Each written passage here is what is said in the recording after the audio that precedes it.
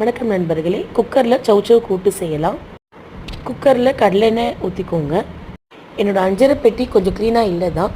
கடுகு உளுந்தம் பருப்பு, 1 டீஸ்பூன் ஜீரகம், கருவேப்பிள்ளை, 2 காஞ்ச மிளகாய், ஒரே ஒரு பல்லு பூண்டு, பெருங்காயம் சேர்த்து குக்கரை லேசாக ஆட்டி விட்டிங்கன்னா கடுகு நல்லா பொரிஞ்சிரும். 10லேருந்து 15 சின்ன வெங்காயத்தை 2ஆக வதந்து சேர்த்துக்கோங்க. வெங்காயம் நல்லா வதங்கினதும் தக்காளி, வெட்டி வச்சிருக்க சௌச்சௌ, உப்பு சேர்த்து ஒரு நிமிஷம் வதக்கிக்கோங்க. குழம்பு மிளகாய் தூள் இல்லைன்னா சாம்பார் தூள் 1 டீஸ்பூன், 1/2 டீஸ்பூன் மஞ்சள் தூள் சேர்த்து 30 செகண்ட் வதக்கிக்கோங்க. அரை மணி நேரம் ஊற வச்சுருக்க கடலைப்பருப்பு சேர்த்துட்டு 1க்கு 3 மடங்கு தண்ணி ஊற்றி குக்கரை மூடி 3 விசில் விடுங்க.